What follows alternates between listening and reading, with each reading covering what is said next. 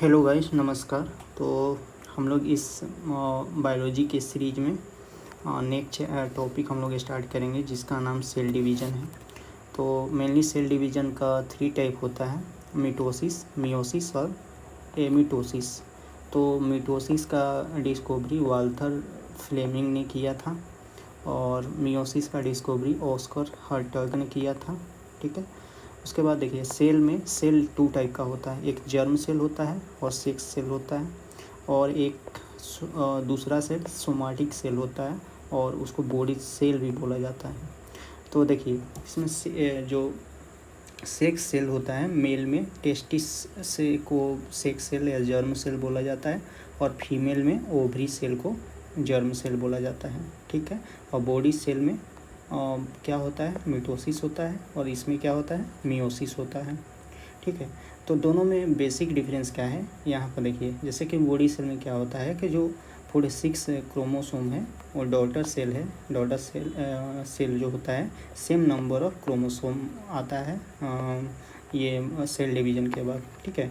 इसमें क्या होता है कि पहला फेज में तो सेम नंबर ऑफ क्रोमोसोम आएगा, लेकिन नेक्स्ट फेज में हाफ हो जाता है, 23 ओके।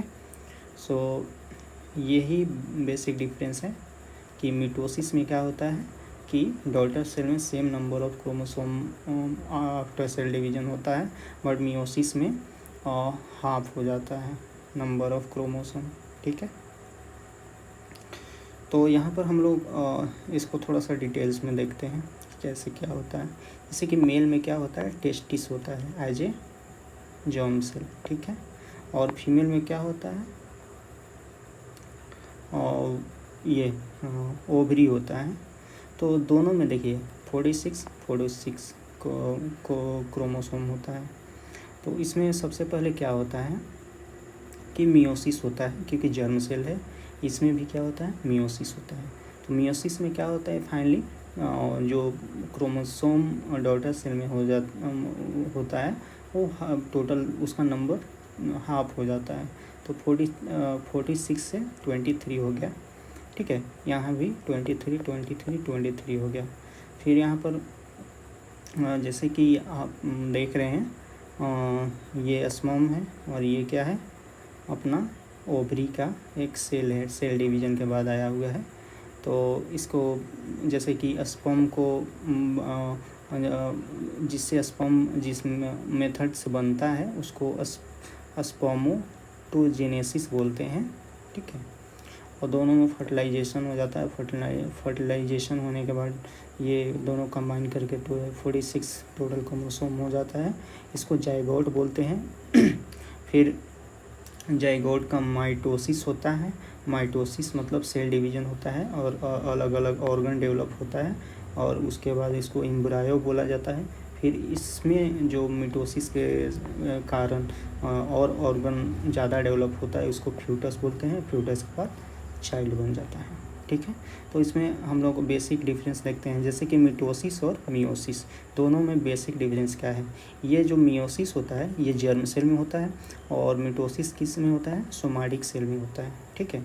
इसमें 4 डॉटर सेल फॉर्म होता है, इसमें 2 डॉटर सेल फॉर्म होता है। ठीक है। इसमें जो क्रोमोसोम है इसमें सेम नंबर रहता है, जैसे कि 46 इसमें क्या हो जाता है, हाफ हो जाता है as compare to mother cell. ठीक है। इसका यूज होता है जैसे कि ग्रोथ में, रिपेयर में, हीलिंग में। ठीक है। जैसे हम लोग यहाँ पर देख रहे हैं कि पहले क्या होता है, फर्टिलाइजेशन से पहले मियोसिस होता है। फर्टिलाइजेशन के बाद जितना भी स्टेप हुआ उसके बाद मिटोसिस हुआ। मतलब जब तक जैसे कि जाइगोट नहीं बनता है और फर्टिलाइजेशन के पहले उसमें मायोसिस होता है और उसके बाद मिटोसिस होता है। ठीक है।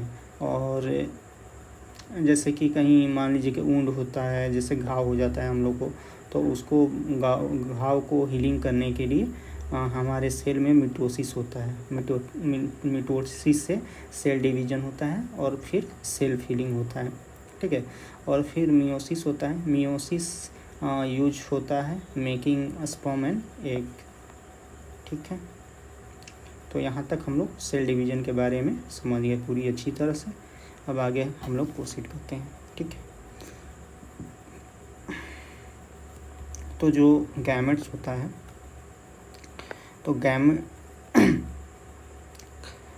गैमेट मतलब जैसे कि गैमेट अगर मेल में देखा जाए तो स्पर्म होता है, और फीमेल में देखा जाए तो ओवम होता है, ओवेन, ओवरी, ठीक है।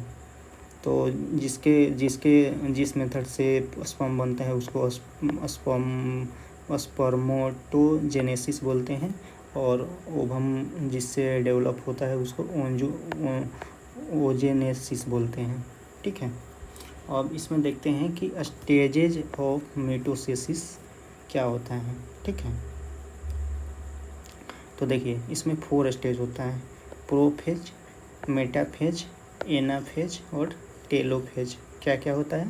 Prophase, metaphase, anaphase, telophase.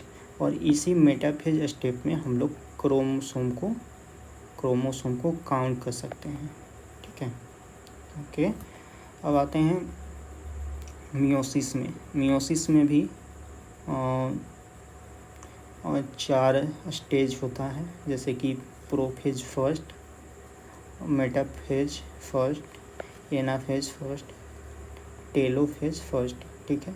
देखिए अब यहाँ पर देखिए प्रोफेज फर्स्ट में क्या क्या होता है। इसमें भी 5 स्टेप होता है। क्या क्या होता है? लेप्टोटीन, ठीक है, जाइगोटीन, ठीक है, पैंकीटीन, ठीक है, डिप्लोटीन और डायकेनेसिस। ये 5 स्टेप होता है प्रोफेज में, मतलब जो मियोसिस का पहला स्टेज है इसमें भी 5 स्टेज होता है, ठीक है। उसके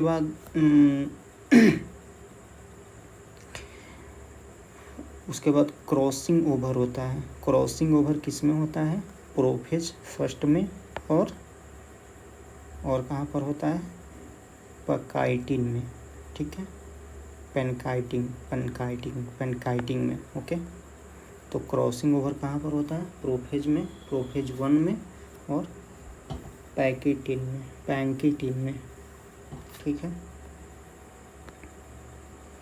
उसके बाद हम लोग देखते हैं कुछ और डिटेल में, जैसे कि यहाँ पर हम लोग देख सकते हैं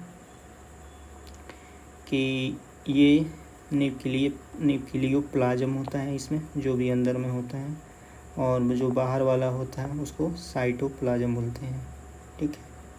और दोनों को मिला के न्यूक्लियोप्लाज्म प्लस साइटोप्लाज्म, इसको प्रोटोप्लाज्म बोलते हैं, ठीक है।